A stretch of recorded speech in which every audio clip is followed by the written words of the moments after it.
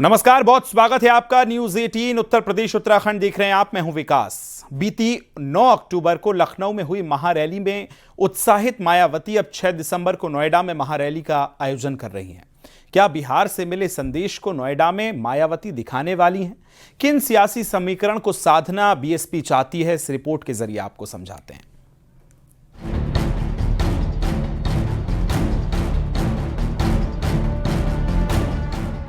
Bahujan Samaj party के लिए साल 2025 का आखिरी महीना काफी कुछ नया लेकर आया। एक तरफ अक्टूबर के महीने में जहां लखनऊ में मायावती ने सफल रैली की, वहीं दूसरी तरफ उन्होंने लगातार कई प्रदेशों और कई सारे पार्टी संगठनों की बैक टू बैक बैठकें ली। वहीं दूसरी तरफ बिहार विधानसभा चुनाव के रिजल्ट में भी बहुजन समाज पार्टी ने अपने वोट प्रतिशत में इजाफा किया। अब 6 दिसंबर को नोएडा में एक बार फिर से महारैली का फैसला किया गया है। बहुजन समाज पार्टी की अपनी रीति नीति, अपना प्रोग्राम है और बाबा साहब और इस तरह के जितने भी महापुरुष हैं जिनका इस देश के राष्ट्र के निर्माण में, संविधान के निर्माण में, लोकतंत्र की स्थापना में महत्वपूर्ण रोल है, उनके ऐसे दिवस को सब लोग जोर शोर से मनाते हैं। बहुजन समाज पार्टी के मजबूत होने से उसका सीधा असर सबसे ज्यादा समाजवादी पार्टी पर पड़ेगा। ऐसे में समाजवादी पार्टी भी लगातार दावा करती रही है कि 2024 के चुनाव में दलित वोट बैंक उनके साथ आ गया। तो क्या माना जाए कि मायावती के एक्टिव होने से समाजवादी पार्टी को अपनी रणनीति नए तरीके से बनानी होगी? पिछले अभी हाल में हुए बिहार के चुनाव में भी मायावती ने काफ़ी ज़ोर शोर से प्रचार भी किया था और उनका एक कैंडिडेट वहाँ पे जीता भी है। तो उससे भी वे उत्साहित हैं और वे इस जीत को एक ऐसे उदाहरण के तौर पर पेश करना चाहती हैं कि पार्टी में अभी भी दम है अगर उसके कार्यकर्ता और समर्थक एकजुट हो जाएं।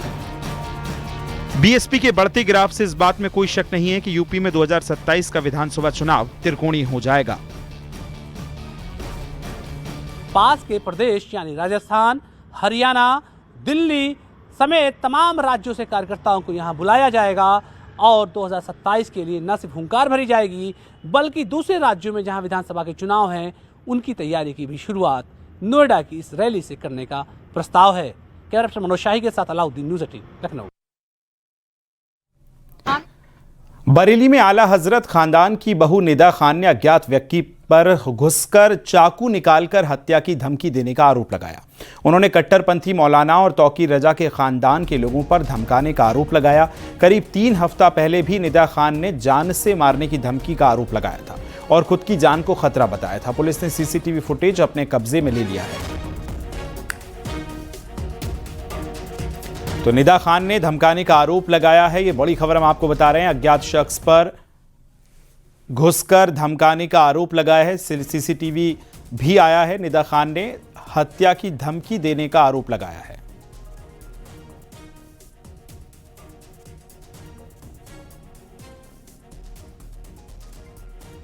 खानदान आला हजरत की बहू निदा खान है, उनके घर पर हमला किया गया है। चूंकि 3 सप्ताह पहले भी इसी तरीके से वारदात को अंजाम देने की कोशिश की गई थी। समझ लेते हैं किस तरीके से घर में जो है उनके ऊपर हमला करने की कोशिश की गई थी। क्या कुछ उनके आरोप हैं मैडम, क्या कुछ आरोप हैं और किस तरीके से हमला करने की कोशिश की गई थी? देखिए 18 तारीख की बात है, मैं उसी दिन लखनऊ से वापस आई थी और देखिए कोई ना कोई मेरे ऊपर नज़र रखा हुआ है। अगर कोई और भी होता तो वो एक दिन पहले भी आ सकता था, लेकिन उसे पता था मैं उसी दिन वापस आई। वो मेरे घर में घुसा, उसने मेरे नाम पूछता रहा। जब मेरे नाम जब पूछ रहा था तो मेरे घर पे जो हाउस हेल्प है तो वो घबरा गए। वो बोला भैया आप हो कौन? इतनी देर में मैं नीचे आ गई। मैंने कहा मैं निदा खान हूं, बताओ क्या काम है?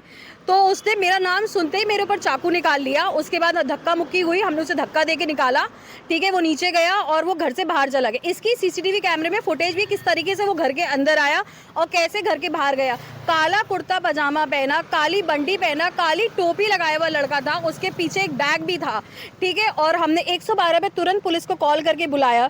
सीसीटीवी फुटेज भी दिखाई जिस तरीके से वो घर के अंदर आया। और लेकिन पुलिस ने हमें ये आश्वासन देके कह दिया कि घर में ताला लगाकर बैठी है, 10 बजने वाला है, ताला लगा के बैठी है। मैडम कौन लोग हैं वो, किनके ऊपर ये गंभीर आरोप है? आखिर वो ऐसे कौन लोग हैं जो आपकी जान लेना चाहते हैं? देखिए मैं बहुत टाइम से तौकीर मियाँ के ऊपर बोलती आई हूँ। मैंने उनके फाइनेंस को भी टारगेट करा है कि उनके पास फाइनेंस कहाँ से आ रहा है। इससे पहले मैंने बोला भी था कि पड़ोसी मुल्क उन्हें कहीं ना कहीं फाइनेंस ज़रूर करता होगा, क्योंकि जिस तरीके से वो प्रोटेस्ट करते हैं वो बहुत ज़्यादा बल्क में होता है। तो ये और लग्जरियस लाइफस्टाइल वो जीते, उनका बेटा बाहर पढ़ता है, सब कुछ है, तो इसका फाइनेंस कहाँ से आता है, इसको लेकर मैंने बहुत ज़्यादा बात करी थी। मैंने बहुत ज़्यादा मुखर होकर डिबेट भी करी थी। तब से मैं इनके टारगेट पे आ चुकी हूँ। इनके जो चाहने वाले, जो इनके चमचे हैं, वो हर तरीके से मुझे परेशान करते हैं। मैं रोड पे निकलती हूँ, मुझे गाली दे देते हैं, मुझे कुछ भी कह देते, किसी तरीके से कमेंट भी पास कर देते। सिक्योरिटी मेरी खड़ी रह जाती है, लेकिन वो कह के निकल जाते हैं। झांसी से खबर है, जहां अयोध्या हनुमानगढ़ी के महंत राजू दास मुसलमानों को लेकर विवादित बयान उन्होंने दिया है। उन्होंने कहा कि दिल्ली धमाके में डॉक्टर्स का पकड़ा जाना यह दिखाता है कि जितने भी पढ़े लिखे इस्लामिक हैं, सब के सब आतंकवादी हैं। उन्होंने कहा कि मदरसों पर बुलडोजर चलाओ, या तो फिर मदरसों में भूगोल, इतिहास, समाजशास्त्र पढ़ाओ, या भारत से मुसलमानों को बाहर करो, या उन्हें अपनी संस्कृति में लाने का प्रयास करो। उन्होंने कहा कि यह काम हिंदू करेगा और सभी को इसके लिए आगे आना होगा।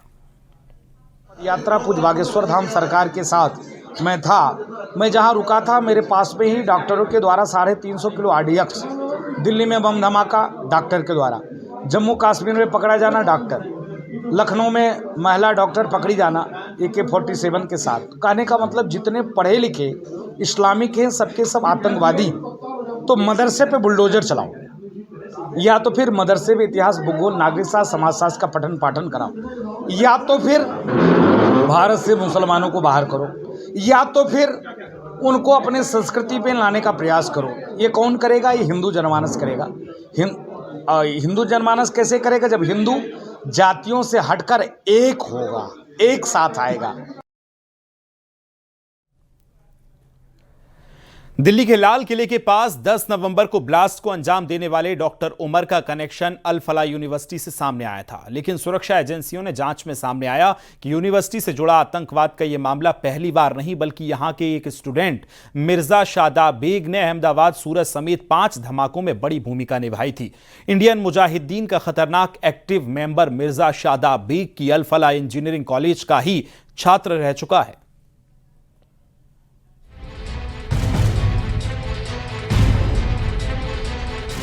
अल फलाह यूनिवर्सिटी का एक और आतंकी कनेक्शन।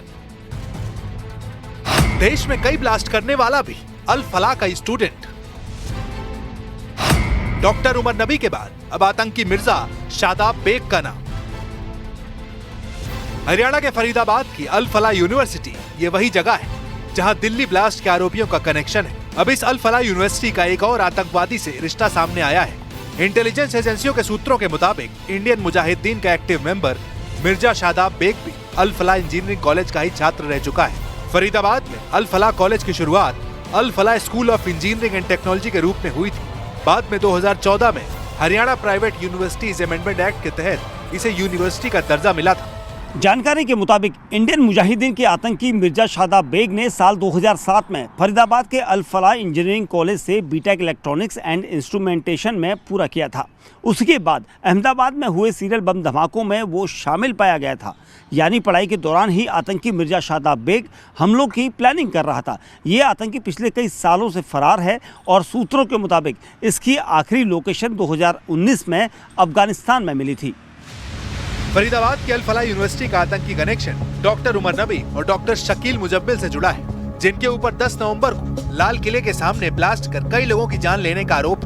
अब देश में 5 जगहों पर ब्लास्ट कराने के आरोपी मिर्जा शादाब बेग का नाम इस यूनिवर्सिटी से जुड़ने से जांच एजेंसियां और चौकन्नी हो गई हैं। मिर्जा शादाब बेग यूपी के आजमगढ़ का रहने वाला है। एजेंसियों के दावे के मुताबिक शादाब बेग पर देश के अलग अलग हिस्सों में 5 धमाके करने का आरोप है। मिर्जा शादाब बेग दिल्ली, जयपुर, अहमदाबाद और गोरखपुर के धमाकों में शामिल रहा था।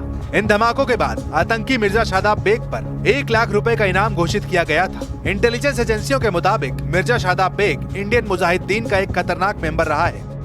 इंटेलिजेंस एजेंसियों के मुताबिक 2008 में हुए जयपुर में विस्फोटों को अंजाम देने के लिए मिर्जा शादाब बेग ही विस्फोटक इकट्ठा करने के लिए कर्नाटक के उडुपी गया था। उडुपी में रियाज भटकल और यासीन भटकल को मिर्जा शादाब बेग ने बड़ी संख्या में डेटोनेटर और बेयरिंग दिया, जिसका इस्तेमाल आईईडी तैयार करने में किया गया। कहा यह भी जाता है कि इंस्ट्रूमेंटेशन इंजीनियरिंग की पढ़ाई करने के चलते मिर्जा शादाब बेग बम बनाने की इंजीनियरिंग से अच्छी तरह वाकिफ था। यही नहीं, 2008 में ही गुजरात के अहमदाबाद में हुए ब्लास्ट में भी आतंकी मिर्जा बेग शामिल था। अहमदाबाद धमाके से 15 दिन पहले वो अहमदाबाद पहुंचा था और पूरे शहर की रेकी की थी। इससे पहले साल 2007 में गोरखपुर में हुए बम धमाकों में भी मिर्जा शादाब बेग का नाम सामने आया था। गोरखपुर में हुए धमाकों में 6 लोग घायल हुए थे, जिसके बाद इंडियन मुजाहिदीन से नाम जुड़ने के बाद मिर्जा शादाब बेग की संपत्ति कुर्क कर ली गई थी। आतंकी मिर्जा शादाब बेग नए लड़कों को भर्ती करने के लिए रेडिकलाइज करने में भी माहिर था। अब इसका नाम अल फलाह यूनिवर्सिटी से जुड़ा है, तो जांच एजेंसियां दिल्ली ब्लास्ट के आरोपियों से इसके कनेक्शन की पड़ताल में जुट गई हैं।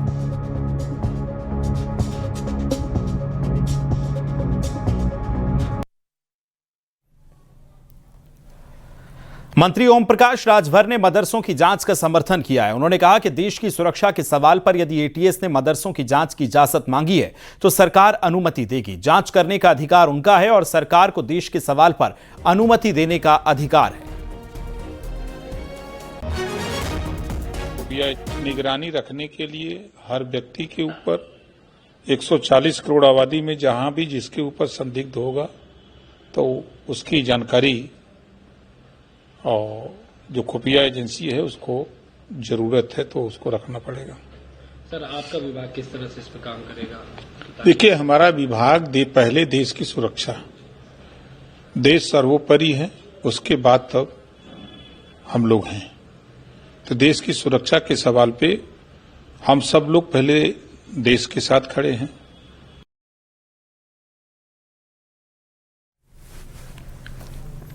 ओपी राजभर के बयान पर समाजवादी पार्टी ने कहा कि देश की सुरक्षा से कोई समझौता नहीं होना चाहिए। सुरक्षा के लिए जहां जरूरी हो जांच की खुली छूट होनी चाहिए, चाहे वो मदरसे हों या कोई और जगह। लेकिन दिक्कत तब पैदा हो जाती है जब राजनीति करने वाले लोग देश की सुरक्षा में राजनीति ढूंढने लगते हैं। ओम प्रकाश राजभर भी इसी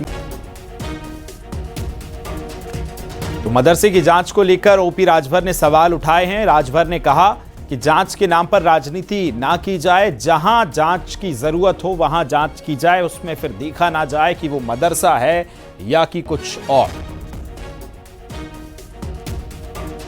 सुरक्षा के नाम पर किसी भी चीज़ को कहीं जाने को, किसी जांच के लिए इस देश में कोई मना नहीं कर सकता, क्योंकि जान माल और देश के नागरिकों की सुरक्षा महत्वपूर्ण है। लेकिन अंतर ये करना चाहिए कि कौन सी बात सुरक्षा एजेंसियों के हिसाब से की जा रही है, कौन सी नेता अपनी राजनीति चमकाने के लिए बोल रहे हैं। सुरक्षा एजेंसियां, खुफिया एजेंसियां, यहाँ का इंटेलिजेंस, उस सबको पूरा अधिकार दिया हुआ है और हर सरकार में हर जांच पे की मदद सरकार करती है। लेकिन जो लोग इस आधार पे अपनी नेतागिरी करना चाहते हैं, समाज में बंटवारा करना चाहते हैं, वो उतना ही निंदनीय है।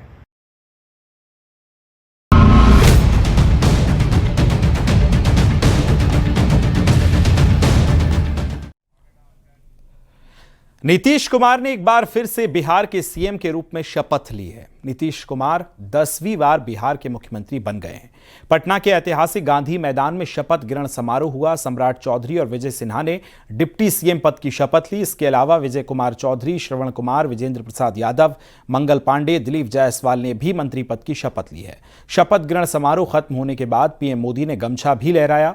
इससे पहले बिहार विधानसभा चुनाव में एनडीए की जीत के बाद पीएम मोदी ने दिल्ली के बीजेपी मुख्यालय में आयोजित कार्यक्रम में गमछा लहराया था। तो बिहार में आज से नीतीश की नई पारी शुरू हो चुकी है। 10वीं बार उन्होंने मुख्यमंत्री पद की शपथ ली है। शपथ समारोह में आप देखेंगे कि प्रधानमंत्री ने खास अंदाज में गमछा लहराया है, जो उनका स्टाइल पूरे बिहार चुनाव में वायरल रहा है।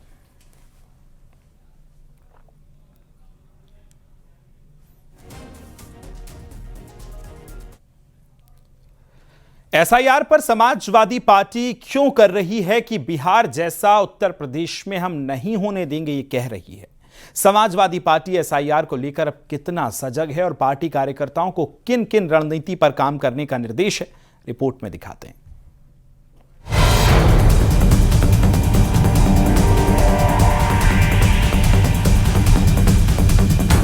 यूपी में विपक्षी पार्टियों के लिए मौजूदा समय में सबसे बड़ा लक्ष्य एसआईआर है। समाजवादी पार्टी के राष्ट्रीय अध्यक्ष अखिलेश यादव ने साफ तौर से कह दिया है कि तमाम संगठन इस मुद्दे पर किसी भी तरह से कोताही न दिखाएं। टिकट के दावेदारों को भी साफ संदेश है कि अगर कोई भी कोताही की खबर मिली तो टिकट काट दिया जाएगा। चुनाव आयोग से हम लोगों की ये मांग भी है कि ये डेट बढ़ाई जाए, लेकिन अगर डेट नहीं भी बढ़ेगी तो 9 तारीख से हम लोग जो हैं वो सभी पोलिंगों पर कैंप लगा करके फॉर्म 6 भरवा करके इसका नाम छूट गया है उसका नाम बढ़वाने का काम करेंगे। हमारा संकल्प है कि न एक वोट को छूटेगा न एक वोट कटेगा। दावा तो यहाँ तक किया जा रहा है कि बिहार के चुनाव में विपक्षियों के लिए एसआईआर सिरदर्द का एक बड़ा कारण साबित हुआ है।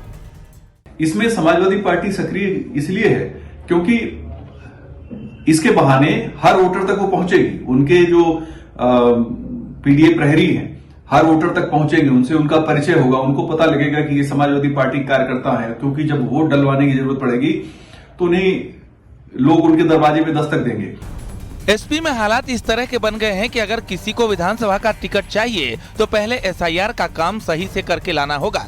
नतीजा ये है कि बिलारी से समाजवादी पार्टी के विधायक हाजी मोहम्मद फहीम एसआईआर को लेकर अपनी स्टाइल में लोगों को जागरूक कर रहे हैं। बिलारी विधानसभा में साइकिल यात्रा निकाल रहे हैं। बात यही खत्म नहीं होती। आपकी मेहनत का पार्टी को यकीन दिलाना होगा कि एसआईआर में उन्होंने मेहनत से हिस्सा लिया था, यानी कि 2027 विधानसभा चुनाव में एसपी का टिकट पाने का एसआईआर में मेहनत पहली शर्त बन गई है। यानी कि 2027 में अगर किसी को टिकट चाहिए होगा तो अखिलेश यादव ने पहला क्राइटेरिया एसआईआर को ही रख दिया है। ऐसे में आप मान सकते हैं कि उत्तर प्रदेश में हो रहा एसआईआर समाजवादी पार्टी के लिए कितना अहम और खास हो गया है। देखने वाली बात होगी कि 9 दिसंबर को जब फाइनल लिस्ट आएगी तो उससे विपक्षी दल, खास तौर से समाजवादी पार्टी, कितना संतुष्ट नजर आएगी। कैमरा पर्सन रवि के साथ अलाउद्दीन, न्यूज़ 18 लखनऊ।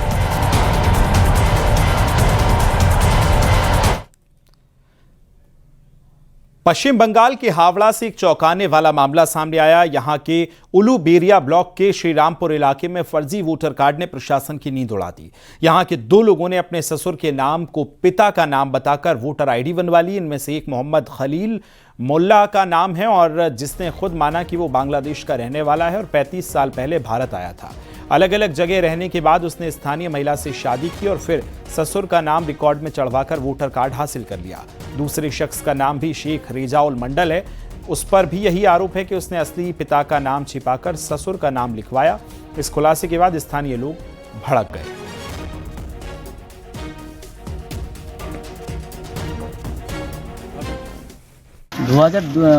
দুয়ের পরে হয়েছে 2003 সালে এরকম।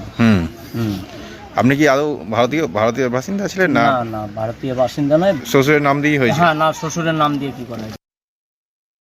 কার্ডে যে লিস্ট আছে সেই লিস্টে আপনার স্বামীর বাবার নাম আর আপনার বাবার নাম একই হলো কি করে? সেটা আমি কি করব? যারা ভোট তুলেছেন তাদেরকে জিজ্ঞেস করুন। আপনার যারা 10 বছর ধরে আমাদের ভোট নিয়েছে, যারা ভোট তুলেছেন তাদেরকে জিজ্ঞেস করুন। আমি তো সব সবুত দিয়েই ভোটটা করেছি। पिछले 4 दिनों से बंगाल के हकीमपुर में कई बांग्लादेशी नागरिक यूं ही बैठे हुए हैं। वो बांग्लादेश जाना तो चाहते हैं लेकिन अभी इसे लेकर कोई परमिशन नहीं मिली है। रिपोर्ट में दिखाते हैं।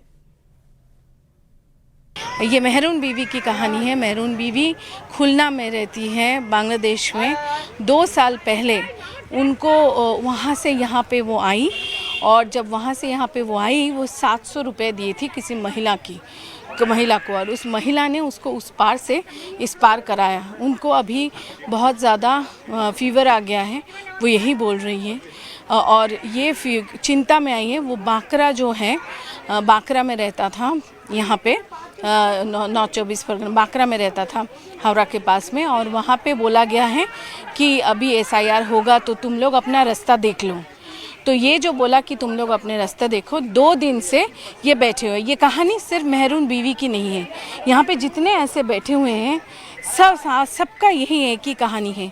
सब वापस जाना चाहते थे, सब 4 साल पहले 3 साल पहले, और सभी ने पैसा देके वहाँ से यहाँ पे आए थे।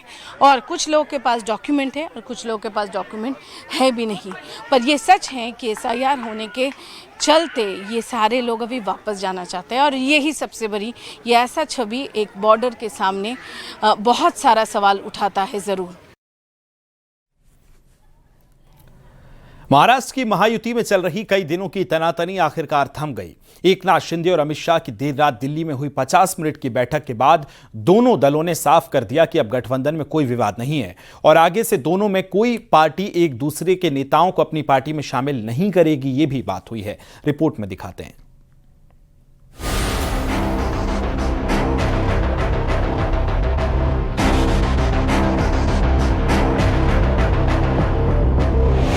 महायुति में थम गई विवादों की लहर।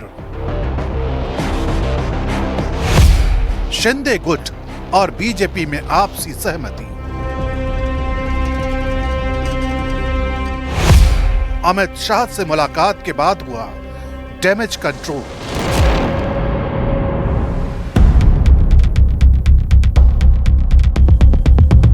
महाराष्ट्र में महानगर पालिका चुनावों को लेकर बीजेपी और शिवसेना शिंदे कैंप में तकरार इतनी बढ़ गई कि शिंदे गुट के कई मंत्री कैबिनेट मीटिंग तक से दूर रहे। आरोप था कि बीजेपी लगातार शिंदे गुट के स्थानीय नेताओं और उनके विरोधियों को पार्टी में शामिल करा रही है। इसी से विवाद भड़का और बात दिल्ली तक पहुंच गई।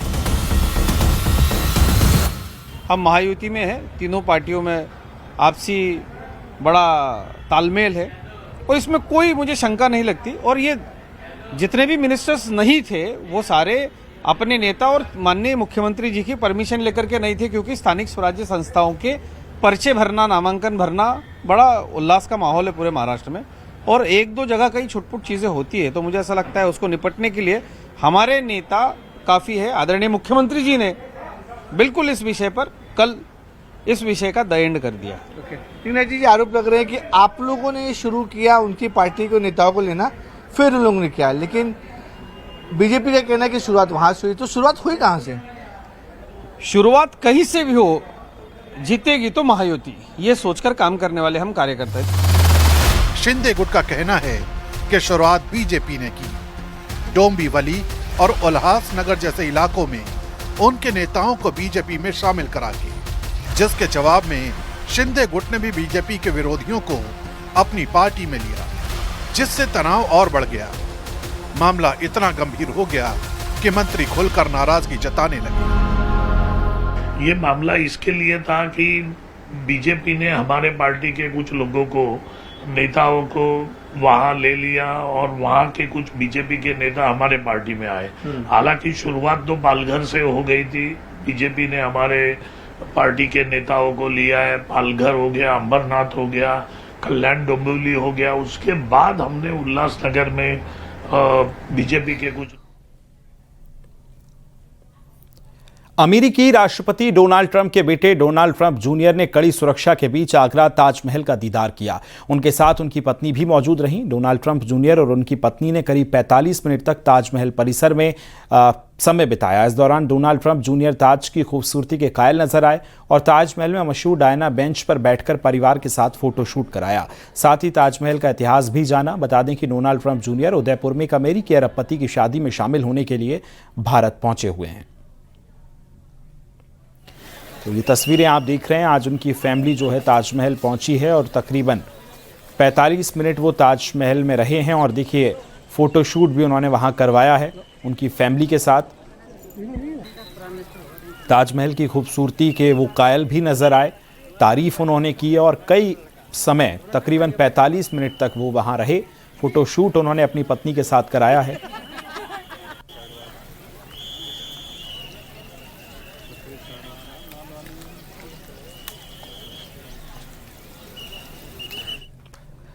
और वहीं चलिए आपको अब 3 फैमिली की तस्वीर दिखाते हैं। ट्रंप फैमिली को ताजमहल कितना पसंद आया। डोनाल्ड ट्रंप ने बतौर अमेरिकी राष्ट्रपति पहले टर्म में 25 फरवरी 2020 में यहां का दीदार किया था। इस दौरान उनकी बेटी इवांका ट्रंप भी उनके साथ थी। आज ट्रंप के बेटे डोनाल्ड ट्रंप जूनियर ताजमहल घूमने आए हैं। ये 3 तस्वीरों में आप देख रहे हैं 2020, उसके बाद 25 फरवरी और ये तीसरी तस्वीर आप देखेंगे जहां उनकी बेटी जो है वो भी यहां पहुंची थी।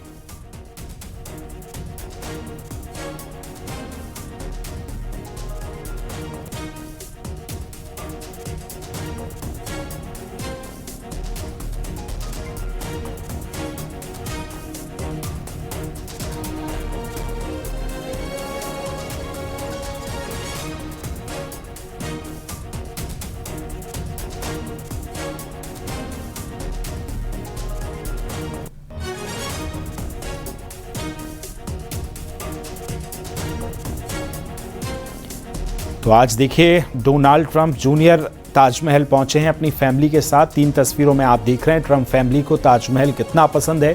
3 तस्वीरों में आप देख रहे हैं 2020 से 22 और फिर 25, ये 3 तस्वीरों में आप देख सकते हैं।